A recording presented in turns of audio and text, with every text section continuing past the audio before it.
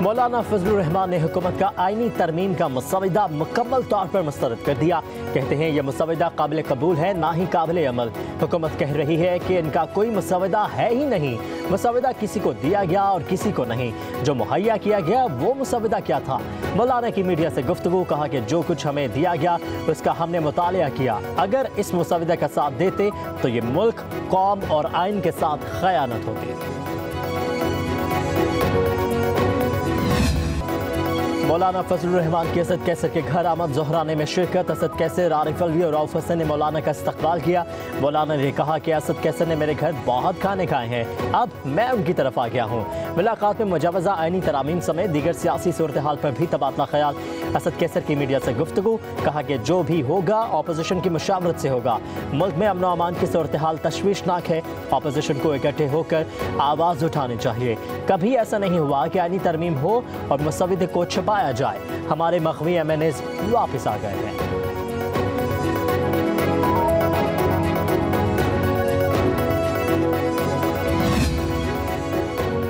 हुकूमत की जानिब से मौलाना फजलुर रहमान को मनाने का मिशन जारी। वज़ीर दाखिला मोहसिन नकवी सरबराह JUI मौलाना फजलुर रहमान की रिहाइश का पहुंचे, आईनी तरमीम पर मशावरत की।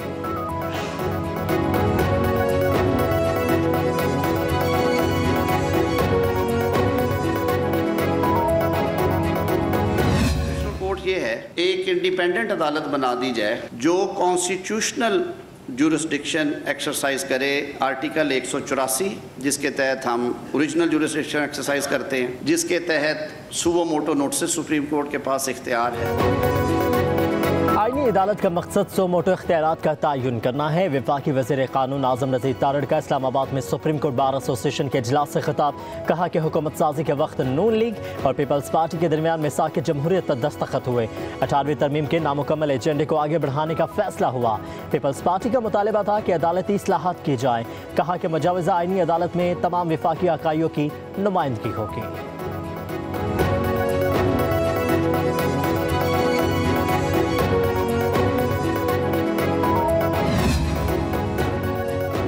आईनी तरमीम पर मौलाना फजलुर रहमान से मुशावरत जारी है। इत्तफाक राय पैदा किया जा रहा है। वफाकी वज़ीर इत्तलात अता तारड़ की प्रेस कॉन्फ्रेंस, कहा कि मुसवदे में इंसाफ के निज़ाम को आसान बनाने के लिए शिक़े मौजूद हैं। PTI ने आईनी तरमीम के मुसवदे पर सियासत की है। NRO नहीं मिलेगा। मुख्तलिफ ममालिक में सुप्रीम कोर्ट और आईनी अदालतें अलग अलग हैं। 9 मई के वाक़यात के फैसले अब तक नहीं हो सके। अमरीका में कैपिटल हिल के केसेस चंद माह में अपने अंजाम को पहुँच गए।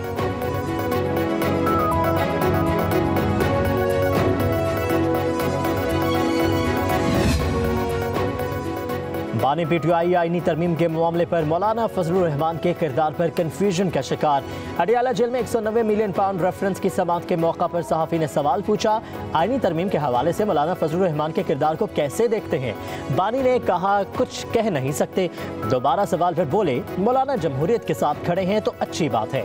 आईनी तरमीम का मामला रिवर्स हो गया। सहाफ़ी का सवाल, बानी ने कहा हुकूमत ने तरमीम लानी ही लानी है, ये नंबर पूरे करके तरमीम ज़रूर लाएंगे।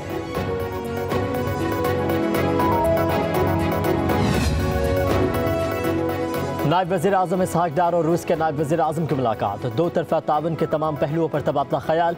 तर्जमान दफ्तर ख़ारजा के मुताबिक मुलाकात में तिजारत, सनत, तवानाई समेत मुख्तलिफ शोबों में मजबूत बातचीत और ताउन को आगे बढ़ाने पर इत्तफ़ाक। पाकिस्तान और रूस के माबैन मुफ़ाहमती याददाश्तों पर भी दस्तखत किए गए।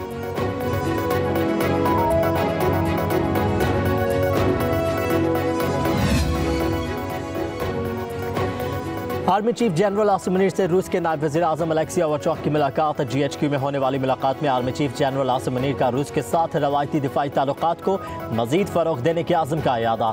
नायब रूसी वज़ीर आज़म ने दहशतगर्दी के खिलाफ जंग में पाकिस्तान की मुसल्लह अफ़वाज के किरदार को सराहा है।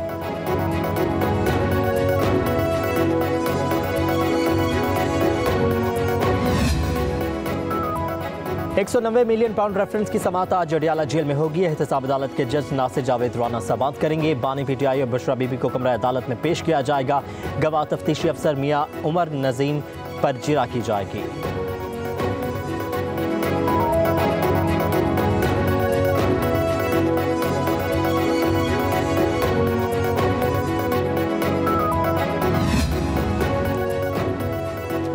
मखसूस नशिस्तों से मुतालिक सुप्रीम कोर्ट के फैसले पर इलेक्शन कमीशन का तीसरा मशावरती इजलास आज होगा। Chief election commissioner Sukhinder Sultan Raja सदारत करेंगे। कानूनी टीम सुप्रीम कोर्ट की वजाहत पर तफसीली ब्रीफिंग देगी। इलेक्शन कमीशन का दूसरा मशावरती इजलास भी बेनतीजा खत्म हुआ था।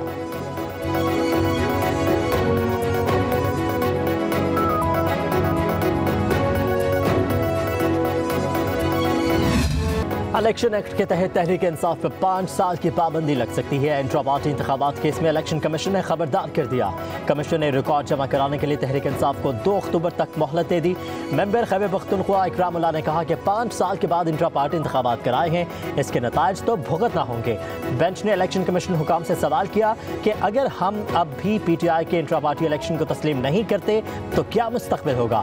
DG पॉलिटिकल फाइनेंस ने जवाब दिया कि पार्टी का कोई तंजीमी ढांचा नहीं रहेगा।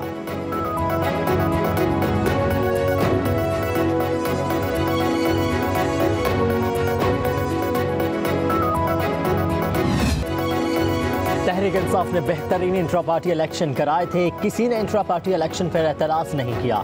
हमें उम्मीद है कि इलेक्शन कमीशन मजीद रोड़े नहीं अटकाएगा। PTI चेयरमैन बैरिस्टर गौहर की मीडिया नुमाइंदगान से गुफ्तगू, कहा कि इलेक्शन कमीशन ने खुद तस्लीम किया था कि PTI सियासी जमात है। कोशिश होगी कि 22 सितंबर को लाहौर में बड़ा जलसा करें।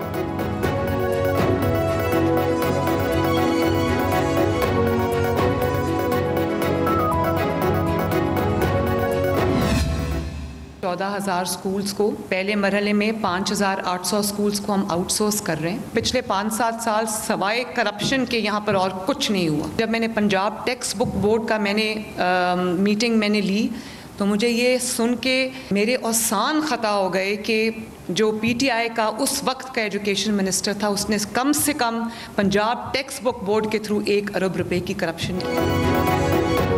स्कूलों के मसले का हल पब्लिक प्राइवेट पार्टनरशिप में है। वज़ीर आला मरियम नवाज का पहले मरहले में पंजाब के 14,000 स्कूल आउटसोर्स करने का ऐलान।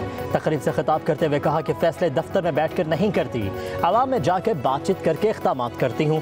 PTI दौर के वज़ीर तालीम ने पंजाब टेक्स्ट बुक बोर्ड में 1 अरब की करप्शन की। कहा कि आवाम को ज़्यादा से ज़्यादा रिलीफ देने के लिए कोशां है।